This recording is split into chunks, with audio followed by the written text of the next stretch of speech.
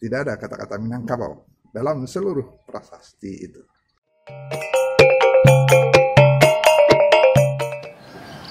Assalamualaikum saudara. Kita jumpa lagi.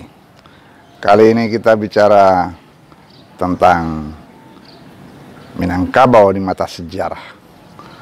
Bagaimana ilmu sejarah atau cara pandang sejarah memperlakukan Minangkabau. Saudara,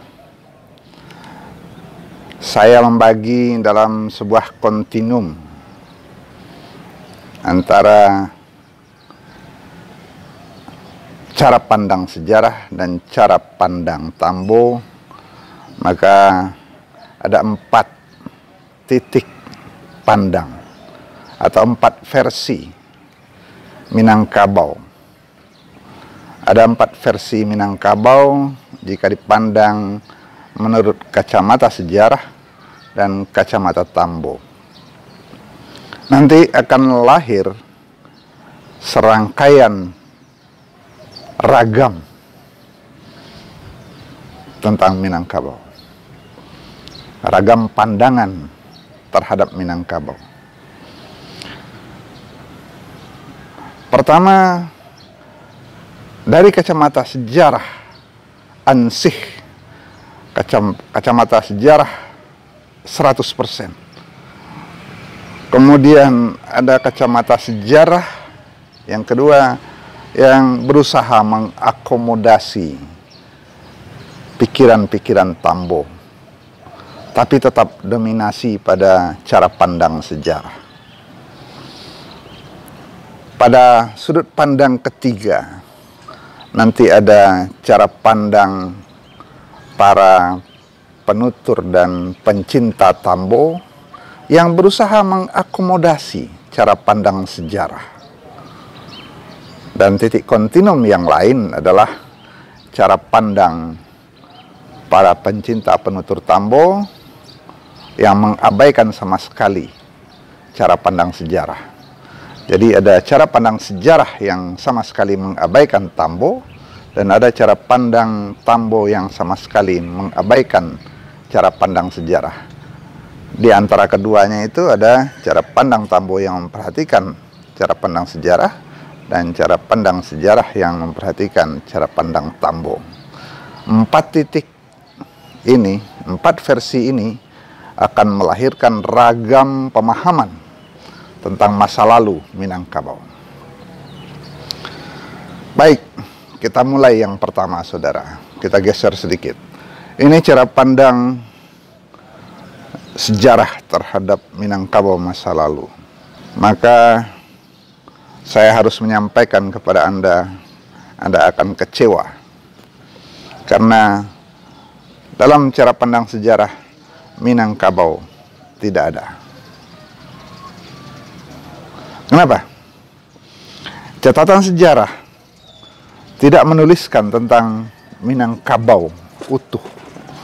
Yang ada adalah pernik-pernik yang diikatkan dengan Minangkabau.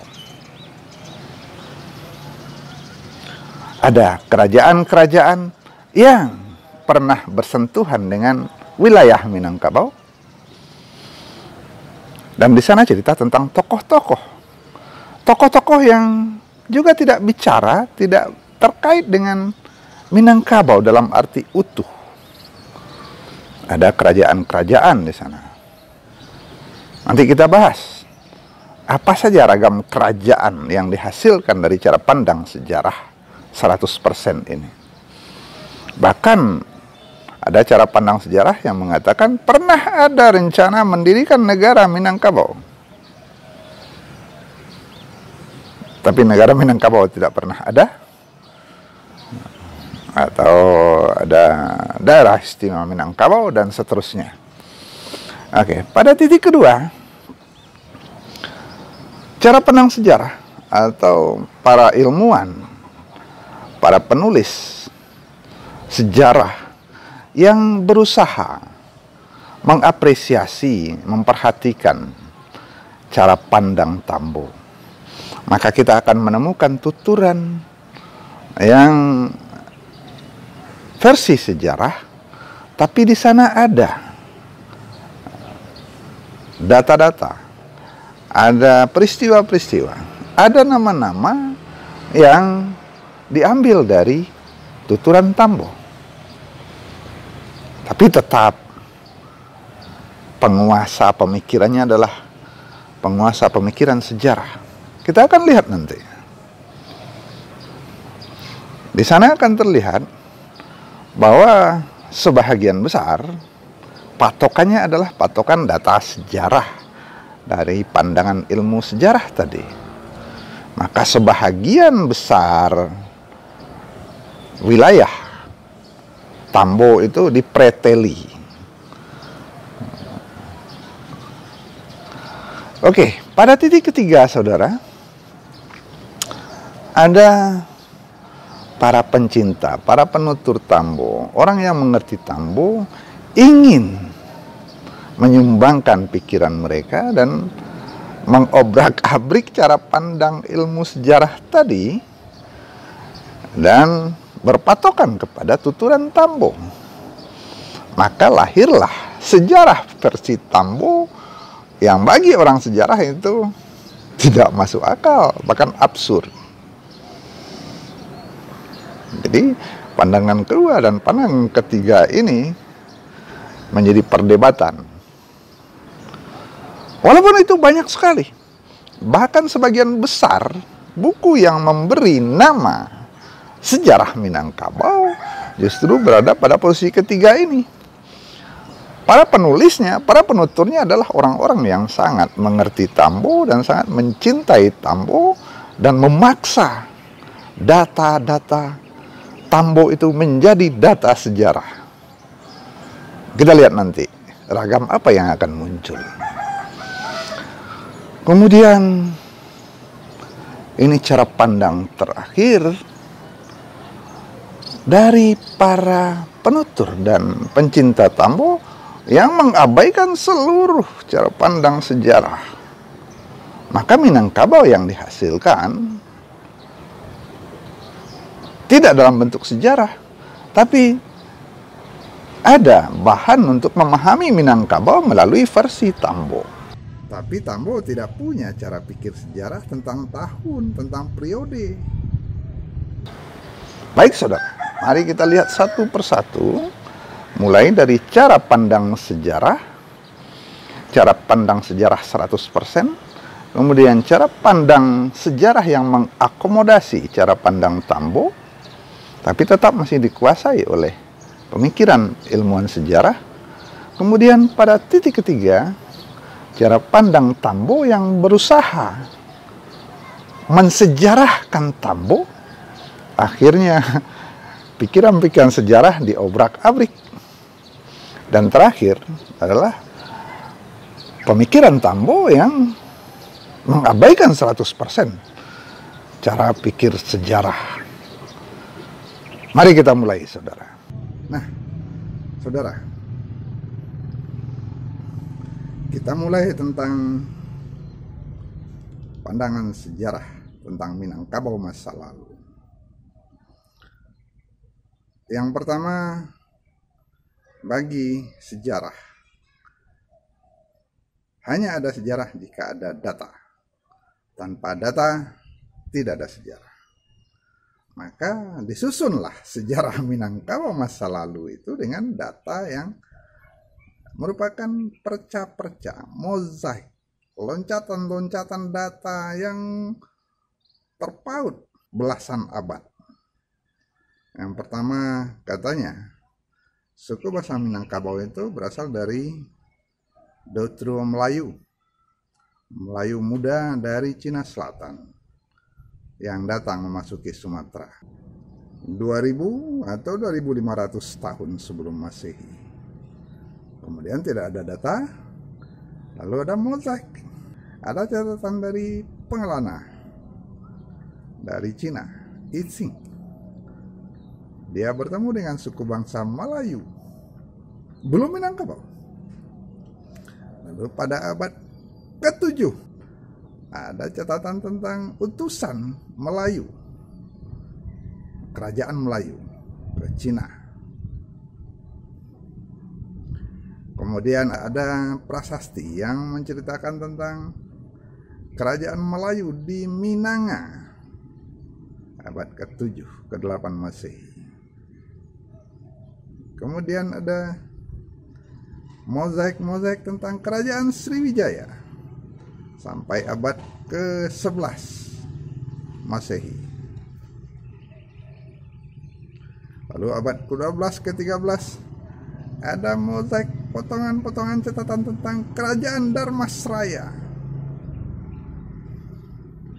Lalu abad ke-14 ada primus inter pares dari semua itu tentang Aditya Warman yang membawa kekuasaan Dharmasraya ke Saruwaso menjadi kerajaan Pagaruyung. Jadi ada 4 kerajaan yang terkait dengan Minangkabau. Melayu abad ke-7, Sriwijaya abad ke-8 sampai 11, Dharmasraya abad 12-13. Lalu ada kerajaan Pagaruyung di bawah Aditya Warman dan sepotong zaman Anangga Warman. Itulah yang diakui sebagai Minangkabau. Tidak ada kata-kata Minangkabau dalam seluruh prasasti itu, dalam seluruh data sejarah itu. Tapi itu terkait dengan Minangkabau, dan itu bagi orang sejarah itulah Minangkabau masa lalu. Itu yang pertama. Kemudian sejarawan menyusun mozaik lain tentang sejarah masuknya Islam di Minangkabau. Ada perdebatan, ada sekian versi. Kita sudah bahas dalam video yang lain. Sekian versi masuknya Islam di Minangkabau.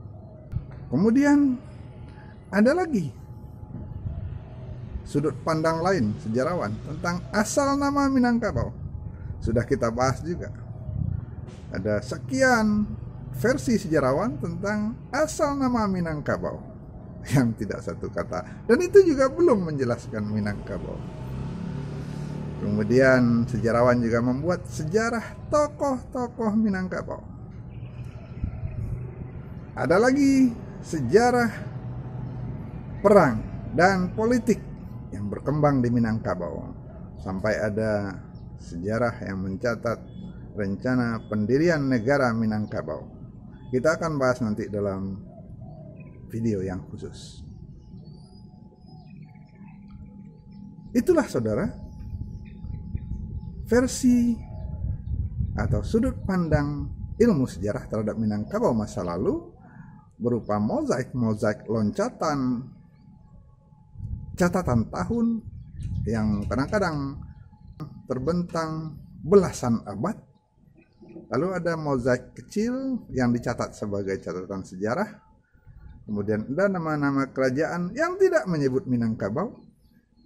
Kemudian tentang asal nama Minangkabau yang juga tidak langsung bicara tentang Minangkabau. Dan ada lagi tentang tokoh-tokoh Minangkabau dengan perannya masing-masing. Ada tentang konflik, dinamika masyarakat Minangkabau. Semuanya adalah mozaik, perca-perca yang disusun dalam sudut pandang yang berbeda. Lalu bagaimana ketika sejarawan tidak hanya terpaku kepada data-data, fakta-fakta, artifak sejarah? Bagaimana kalau sejarawan mencoba mengakomodasi tuturan Tambo? Kita akan lihat dalam episode selanjutnya, termasuk bagaimana pula jika para penutur pencinta Tambo bicara sejarah versi mereka. Terakhir tentu bagaimana pula Tambo menjelaskan Minangkabau masa lalu.